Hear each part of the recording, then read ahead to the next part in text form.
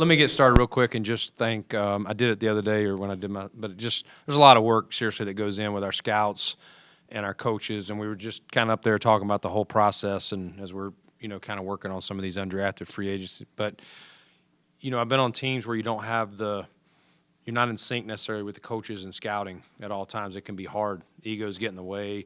Coach likes this guy, scout likes this guy, vice versa. And we got a great group, and I think it's helped us here. We're all on the same page. We know what they're looking for in their positions, just time on task, hanging out with each other separate of just work, and then a lot of work put into it. It just I really appreciate all those people. Our medical team doing a lot of deep diving, calling back, especially guys that don't go to the combine when you're getting down to these late guys that don't get drafted or late draft picks, digging, finding, calling the schools. It's just we couldn't do what we do without those people. And I know I'm up here and a lot of times Sean is, but those people deserve a lot of credit, so I want to thank them. But with that said, we'll fire away. Can you talk about next year, picking up picks for next year? And I've read, if you want to comment on this or not, that maybe the consensus is next year's draft might even be a little bit stronger, so that might have played into that. Is that at all possible? Yeah, we felt that the way our board was looking, that we could add some picks and still get the guys that we were drafting. Just the way it was working and who we had on the board. There's no guarantees, but we were excited about the guys we got, and we're excited. We still got to take 6 picks that we like and think have a legit chance to help us. And then separately, if assuming everything goes well with the comp pick that we should get for losing Tremaine, I'm expecting us to be at 10 picks right now, which that's exciting. I love the picks, and it'll buffer when I do things like trade up for next year. So maybe help that. But yeah, that's probably the best way to say it, Sal. Before the draft, you had said that you'd never go into a draft going, hey, we're going to go one side of the ball or the other side of the ball, but it tended toward offense. Is that something that just kind of the way the board fell, or did you go back and look at stuff and the way it went down last year and go, we got to add some stuff? Yeah, today when we took Shorter, we probably could have gone either way. We had similar grade on a defensive player, but felt like he would definitely get a jersey for sure. He's a 4-phase special teamer. Also gives us another bigger receiver that we can develop.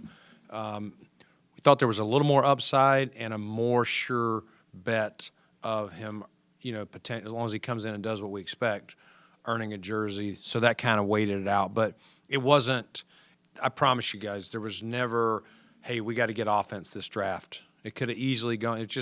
It was the picks when they came up, the first 2 rounds, they were just a guy standing out, best player. And then, like I said, Shorter. The rest of the day, we could have probably gone either way. Broeker was clearly the best player on our board when he went. And then Austin at the end, you're kind of coming down. Who's got the best chance to help? And that one, we hadn't added a defensive back, so we liked him and what we think he can add to the team. You mentioned going into this draft that defensive tackle was one spot that you are looking to address because you don't have anybody in the contract draft this year. Do you leave this draft without doing that and kind of annoyed a little bit about it or not? Well said. Yeah. It just didn't fall our way. It really didn't. From that standpoint, I was hoping to add one for sure. Working on some other things.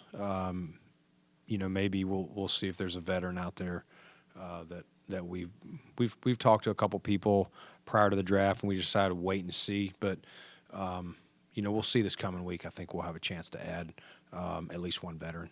Understanding that you stick to the board and how things fall and that sort of thing, how do you weigh you wanted to get a defensive tackle and it not working out, and wanting battling that reaching for one versus not, how do you do that knowing that you have those outside options as well?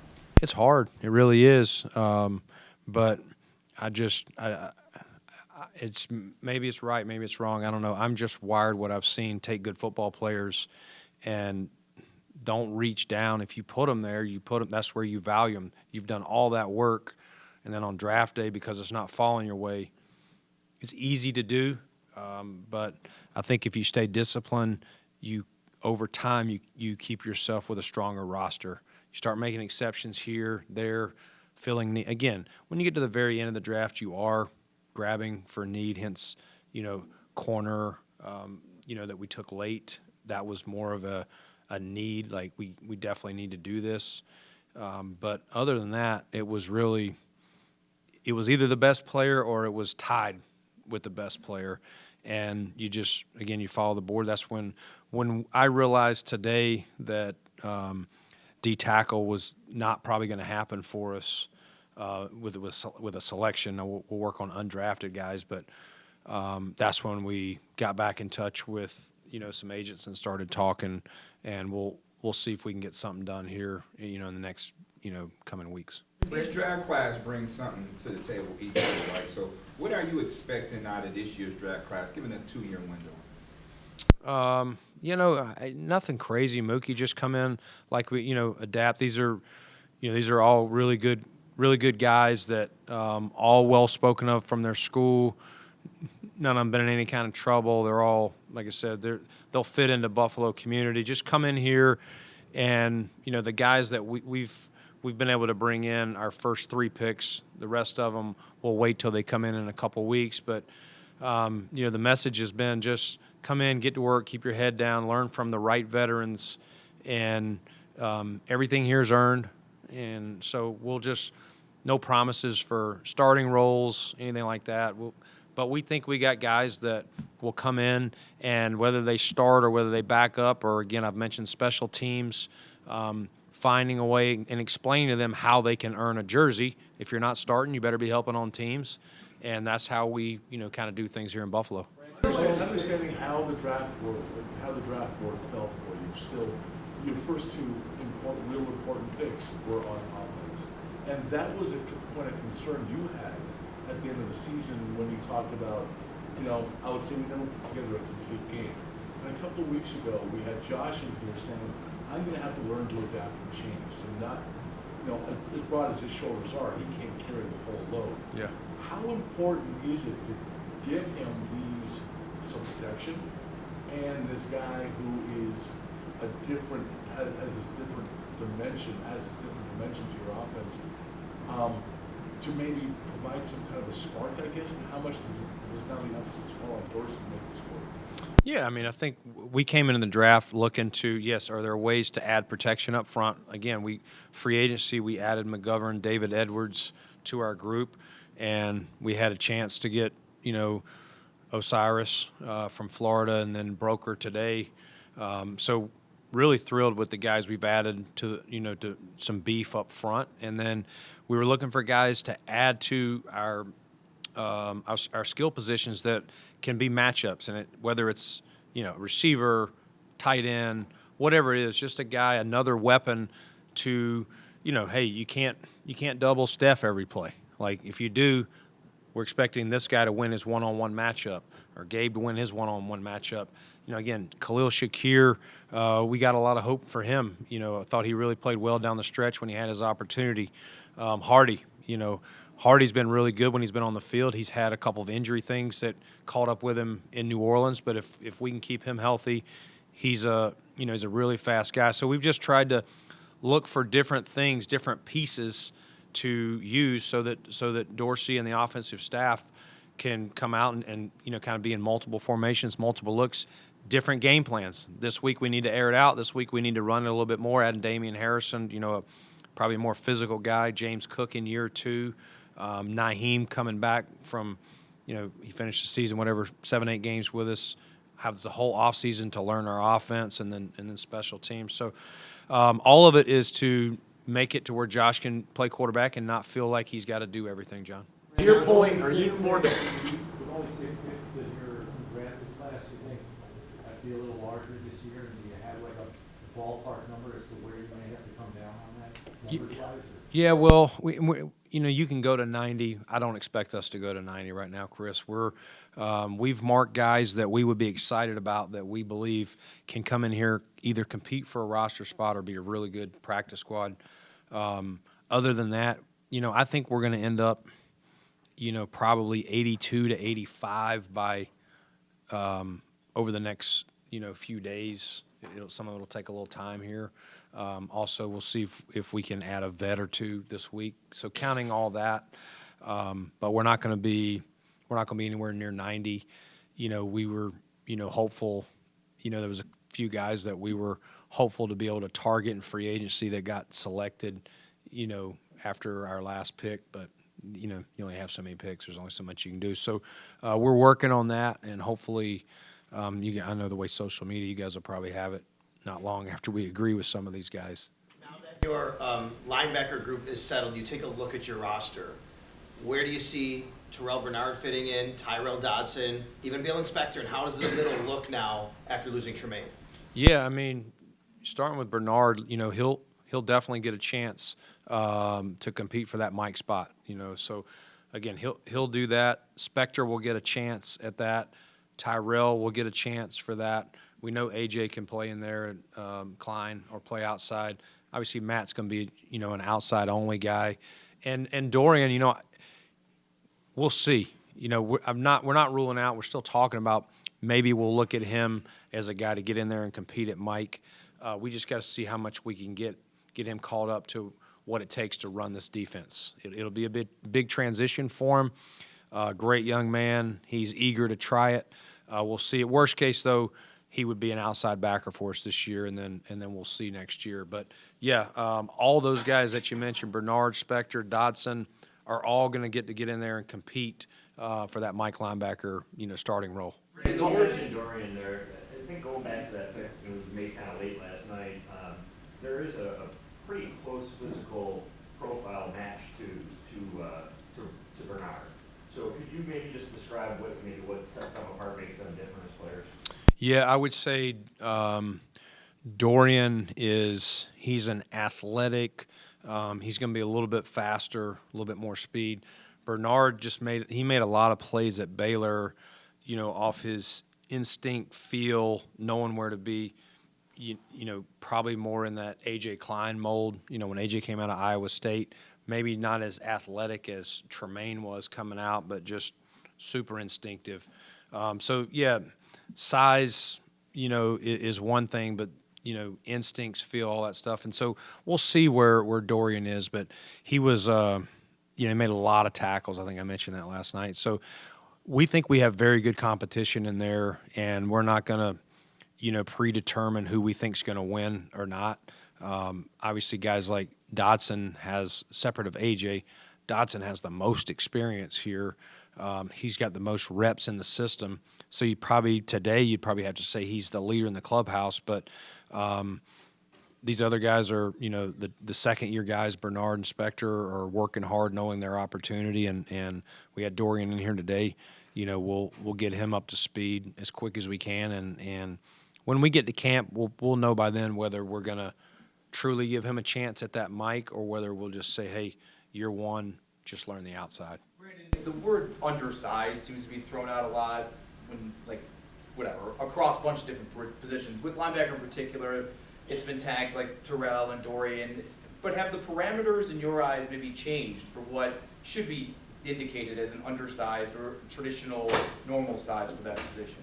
Yeah, I mean, there's like anything. There's minimums, and they meet the minimum threshold, but long and short of it, John, it's it's also a matchup league. So you can take a bigger guy who is stout against the run, but you get him in the passing game, and you get him on a slot on him or anything like that. It could be a mismatch from that standpoint. So you got to weigh, the passing game versus the run game, and some guys can do both.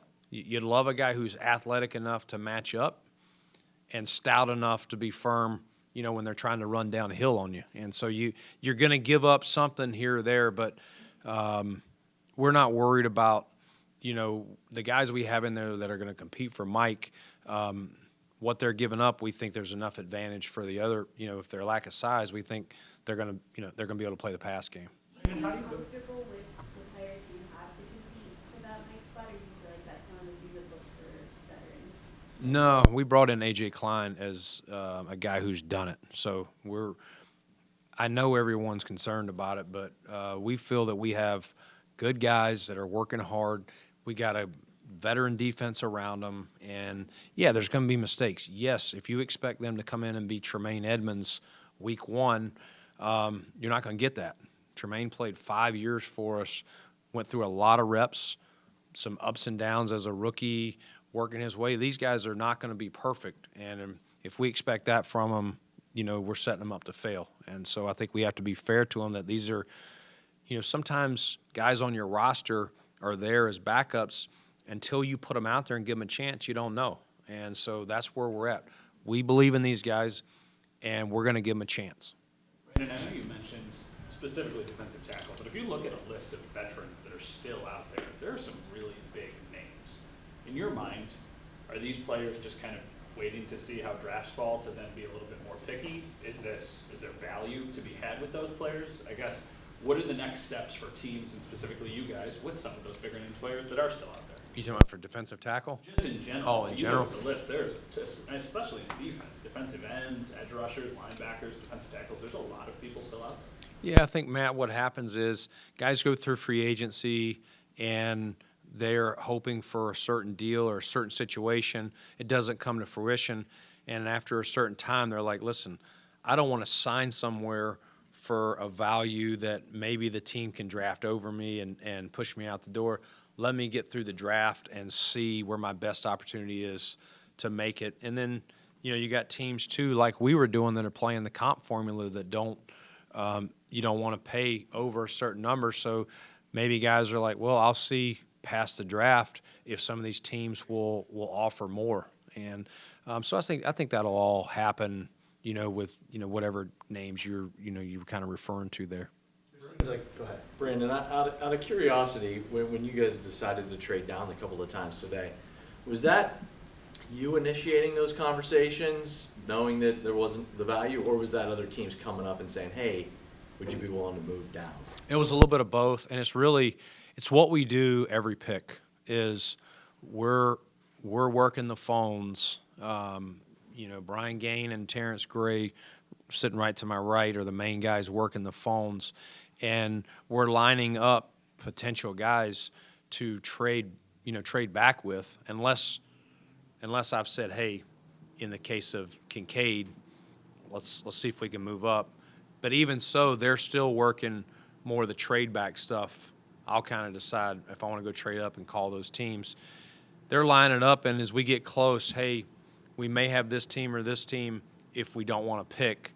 And so, like I said, we had some opportunities we probably could have taken advantage of, but we just liked the player, too good in those earlier rounds to do that. Like I said, last night I was hoping in the second or third to get some more picks, but like the two guys we got more than what we would get trading back. So when we got there today, we just felt today the way the board was set up that we liked the way it looked. We liked players on the board, and let's add, if we have a chance to keep picks, we started this draft with 6. We still got to select 6, and we were able to add 2 more for next year. I think it worked out as good as it could for us. I don't think we talked to you since you extended Tyler Bass. You could just comment on that, and Yep. Does that give you a little more clarity going forward with maybe Ed or Gabe or anybody else who, on the horizon? Yeah, I mean, I haven't. I'll answer the second part first, Sal. Really, Tyler was one of those ones that we started that conversation right after the season, talked for a little bit, and then pushed pause so that his agent wanted to work through some other things and get back to us on it. And so we haven't talked about the other guys to this point. But Tyler, we think he's done a great job. Came in here, he had a tough deal. If you remember, he was part of the COVID draft, so he got no preseason games, and we're throwing him out there right away with just a scrimmage out there in the stadium as our only. We tried to put pressure on him and all that, and I think you guys know him by now. Like, he fits Buffalo, he fits us. He misses a kick, he wipes it off, and So we think he's still an ascending kicker. It's not easy to kick here. We know that the weather and the wind that we get, and I think he's pretty darn good and earned that right. It's been 20 minutes, just a lot for us. I mean, it's really strong.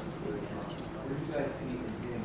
He mentioned a lot, he's interacting with that, how much he's actually, how important is that in that process? Yeah, so we brought him in. He was one of our 30 visits, and it was really good to kind of sit down and hear his story. And she transferred from Penn State down to Florida, and this guy, he loves ball. He wants to prove that he can play receiver first and foremost, but he also is excited to go talk to Matt Smiley and what he's going to do in the kicking game. And you love that, a guy that you're giving a jersey to that's not just going to be a receiver. We think he's still an ascending guy. He'll have to prove it, but gives us a size guy, but really like his DNA. He's a confident young man, and you like that. You don't want to draft a guy who doesn't believe in himself, and so we look forward to getting him in here and into our DNA and our culture. Brandon, go back to Thursday afternoon before this started. Was there something that you had in your mind that you would consider your top priority that you hadn't been accomplished over the following 3 days?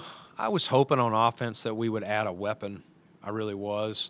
I was hoping somewhere to add to the O-line, whether it was interior or on the perimeter. But beyond that, I wanted to add a D tackle. For what I've told you guys, as far as I don't have long-term guys under contract there, but I think that shows you we truly do stick to the board. There were guys we could have reached for. It wasn't working the way our board was set when we were picking. But did we hit every single thing? No, you rarely do. But I do think we've added guys that will help us either as starters, key contributors, and then key backups that will help us on fourth down. First time we had a chance.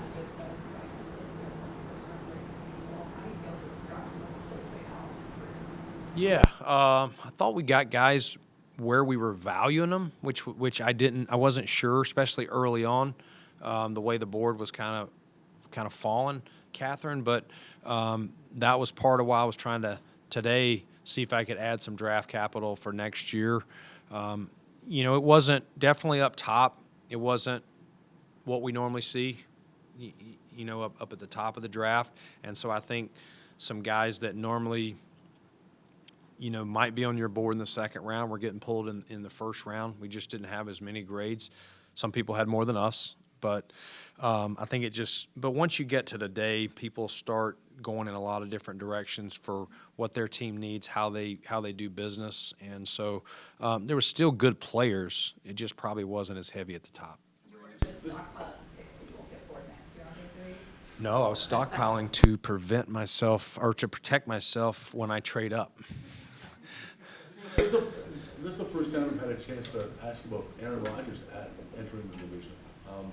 Just thoughts of what the AFC now East looks like now, and how people are chasing it. Yeah, I think this guy's a 3, 4, 5-time MVP. I can't remember. I know he won it 2 years in a row prior to this year. He's a stud. He's a first ballot Hall of Famer, and I know he's 38 or 39, whatever he is. But the way the game is now, he's you can't tell he's a 39-year-old quarterback. Like he still got it. Even out here last year, he was playing with a younger crew, and he kept him in the game. It wasn't going well for him early, and we couldn't put him away, and I think that's because of him. So, yeah, that's a tough task, and they've done a great job. Joe Douglas, Coach Sala, that's a really good team, and you could see them ascending, last year. And, yeah, it's a quarterback league, and they got, a top guy, and that'll be a formidable opponent. Miami's really good. They fought us down to the end with a backup quarterback in the playoffs, and that game could have gone either way. Like, it was hanging in the balance there for a little while before we were able to pull away. They're only going to get better getting Tua back another year. And New England, Coach O'Brien over there, I think will provide them some stability, some direction on the offense, maybe they weren't in sync last year as much as they would have liked. So, and Coach Belichick's the greatest of all time. So the division's as tough as it's ever been. We'll have to play really good football if we're going to find a way to compete for the AFC East. Like there's a concerted effort to attack the guard position this offseason. If you go back, you had Connor, Osiris, Broeker, David Edwards, even Kevin Jarvis. Can you just kind of talk about where that started and how you guys decided to kind of zero in on that position, it seems like a little bit? Yeah, I didn't necessarily mean today to, hey, I'm going to go draft another one, but he was the best guy on the board, and I think he's a good player, and I think he can help us. So, yeah, early on it was just let's add some more competition, some depth. Let's look at what we did last year. Let's see if we can make it even better. We did some good things. It was just down the stretch, our whole offense, like I said, was a little out of sync. Was maybe the O-line sometimes wasn't always in sync. Maybe our skills, Josh, whatever it was really just, it's been a concerted effort. Let's try and look at where we can make ourselves incrementally better at, again, O-line and the skill spots. So, you know, it wasn't like just the guards or anything like that, Sal.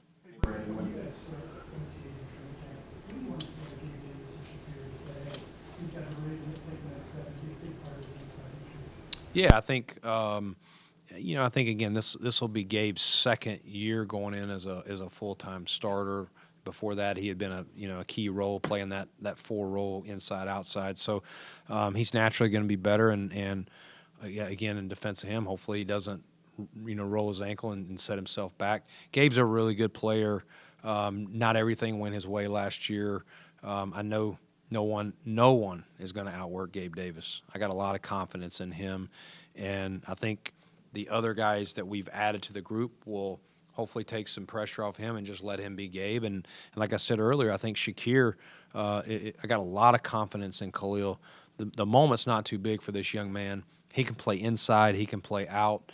We'll probably start him inside, but he can go out there and do that 4 role in a different form, different style maybe than Gabe did it. And Hardy the same way. Hardy can play inside. Hardy can play outside. He's a smaller guy, speed, but he's got enough speed if he gets off the press, he can get by those corners pretty quick.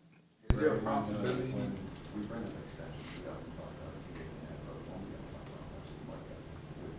Are you hoping potentially for something done with him? Yeah, I haven't really thought about that much. Micah's been more about just excited to get him back, and I know it was a tough year for him, and so just having him here this offseason, his leadership and all that stuff, I hope Micah can continue to play and all that, but it's more just been getting him back into the fold.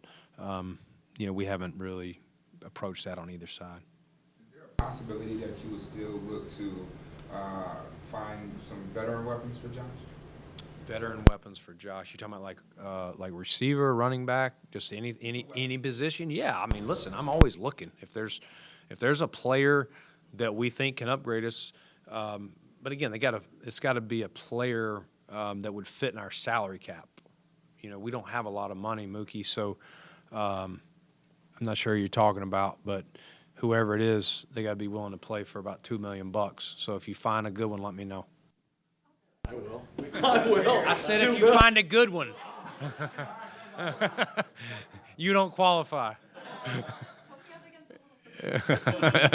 Are you playing for the Little Sisters? All right. Thank you.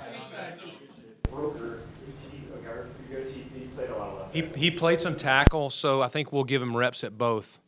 Probably, we always talk about, is he an outside first and in? I would say an inside to out, but we'll try him at both. If you said he's got to play one, I would say guard. Yeah, he can also snap too. I don't believe he's done it in a game, but I know he's done it. He may have done it at Senior Bowl. Yeah. Corner. Yeah, it'd be a corner. Thanks, Brandon. Thank you, Brandon.